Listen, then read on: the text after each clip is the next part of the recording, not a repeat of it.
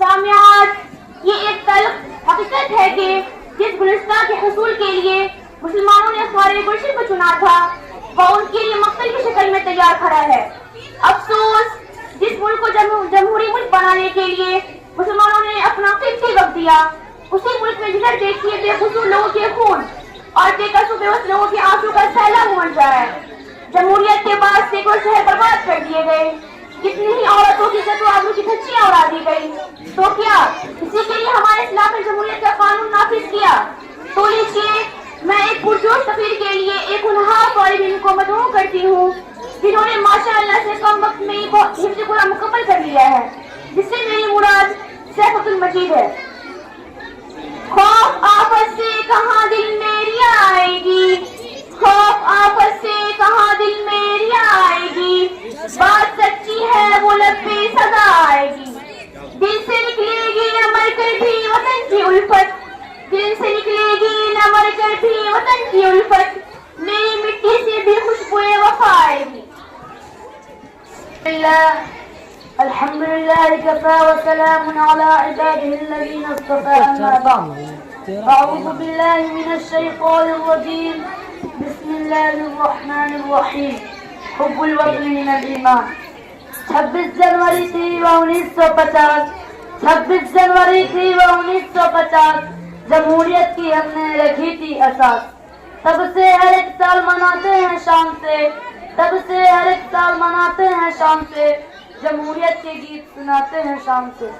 محترم سامعین، ہمارا ملک ہندوستان جو ایک جمہوری ملک یعنی لوک تانترک دیش ہے، جس کے ہم سب باشندے ہیں، اسی لوک تانترک دیش کا 76واں یوم جمہوریہ یعنی گنتم دیوس منا رہے ہیں، اور یوم جمہوریہ ہمارے ملک ہندوستان کا ایک تاریخی ایتہاسک اور یادگار دن ہے۔ ہم یہ دن کیوں اور کس لیے مناتے ہیں؟ تو اس کا جواب یہ ہے کہ اسی دن ہمارے ملک کا سنویدھان یعنی ملک کا قانون نافذ و لاگو ہوا تھا۔ جیسا کہ ہم سب جانتے ہیں، ہمارا ملک 15 اگست 1947 کو آزاد ہوا۔ آزادی سے پہلے ہی ہندوستان کے باشندوں کا ماننا تھا کہ ہمارے ملک کے لیے الگ سے قانون ہو، جس کی شروعات 1857 کی جنگ آزادی میں ہو چکی تھی، لیکن بدقسمتی سے اپنے لوگوں کی غداری کی وجہ سے ناکامی ہوئی اور برسر غلامی کی زندگی گزارنی پڑی۔ قانون بنانے کے لیے محنت و کوشش کرنے والوں میں مسلمان اور علماء کرام بھی شامل تھے۔ جس طرح ملک کو انگریزوں کی غلامی سے آزاد دلانے کے لیے مسلمانوں کا اور خاص طور پر علماء کرام کا اہم کردار رہا ہے، اسی طرح اس ملک کو امن و محبت کا گہوارہ بنانے اور جمہوری نظام تعمیل کرنے میں مسلمانوں اور علماء کرام کی اہم کوششیں رہیں۔ یاد رکھے، اگر ملک کا قانون بنانے کے موقع پر علماء کرام نے دوراندیشی سے کام نہ لیا ہوتا اور ملک کو جمہوری یعنی لوک تانترک انداز میں تشکیل دینے پر زور نہ دیا ہوتا تو اس ملک کا امن و سکون غارت و برباد ہو جاتا، اور نہ صرف مسلمانوں کا بلکہ دیگر برادران وطن کو بھی مذہبی تنازع و تعصب پسندی کا نشانہ بننا پڑتا اور حقوق و اختیار سے محروم ہو کر مجبور و لاچار کی طرح رہنا پڑتا۔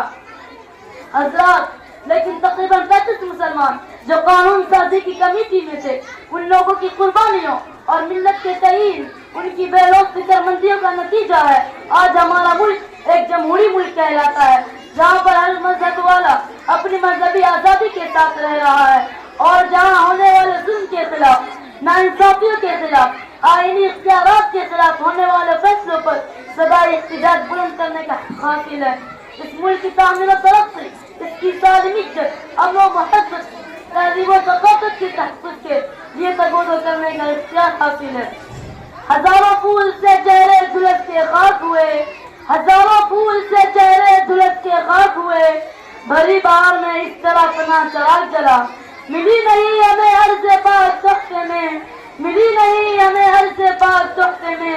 جو لاکھوں چراغ بجھے ہیں وہ یہ چراغ جلا۔ یہ ایک سچ حقیقت ہے کہ جس طرح منصوبہ بندی کے ساتھ تحریک آزادی کے مجاہدین میں مسلمانوں کے ناموں کو نکال دیا گیا ہے اور گنے چنے نام رہ گئے ہیں، اور کتابوں، نصابوں اور تعلیم گاہوں سے لے کر جلسوں، اجتماعوں اور قومی تقریبوں تک مسلمانوں کے تذکیروں کا حق کر دیا گیا ہے، اسی طرح قانون بنانے میں مسلمانوں نے کس طرح اپنا علم، صلاحیت، فکر اور محنت کو لگایا ہے، اس کو بھی تاریخ کے اوراق سے بالکل غائب کر دیا گیا ہے، بلکہ اب مسلمانوں میں ایک بڑی طاقت ان لوگوں کی ہے جنہیں یہ بالکل بھی نہیں معلوم کہ مسلمانوں میں کس طرح اپنے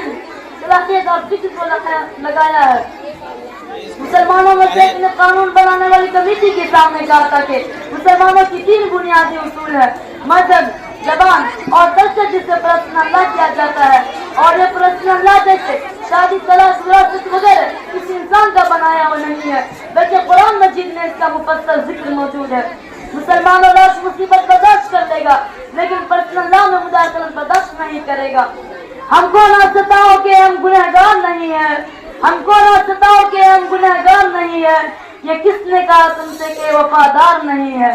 جب دیش نے مانگا ہے لگو ہم نے دیا ہے، جب دیش نے مانگا ہے لگو ہم نے دیا ہے، ہم فخر وطن ہے، کوئی غدار نہیں ہے۔ لہذا ہمارے ملک ہندوستان کی قانونی کتاب جسے سنویدھان کہا جاتا ہے، اس میں صاف صاف درج ہے کہ مسلمانوں اپنی بنیادی اصولوں پر عمل کرنے کے لیے آزاد ہے۔ لہذا کوئی یہ نہ سمجھے ہم پر ان کا احسان ہے جو ہم مذہب کے قوانین پر عمل کرتے ہیں، بلکہ سنویدھان نے ہمیں حق دیا ہے کہ ہم اپنے مذہب کے اصول و ضوابط پر چل کر بھارت کا ایک شہری بن کر رہے۔ آج ہمارے ملک کی جمہوریت اور ظالمیت پھر خطرے میں ہے، اور ملک کو ہندو راشٹر بنانے اور ملک کو خاص میں رکھنے کی بھرپور کوششیں کر رہی ہیں۔ ایسے پرخطر حالات میں تمام ہم پسند جمہوریت کے پاسبانوں کو اس ملک کی جمہوریت کو باقی رکھنے کے لیے ایک نئی کوشش کرنے کی سخت ضرورت ہے، ورنہ ہمارا یہ پیارا ملک نفرت کی آگ میں جھلس جائے گا اور ہمارا مذہبی حق بھی ہم سے چھین لیا جائے گا۔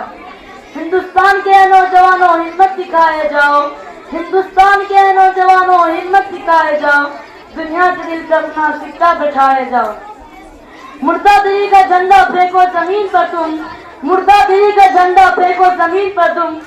زندہ دلی کا عرض پر سے اڑائے جاؤ۔ وآخر دعوانا ان الحمدللہ رب العالمین۔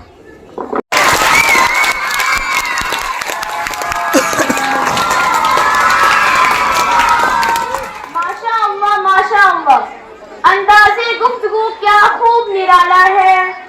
اندازے گفتگو کیا خوب نرالا ہے،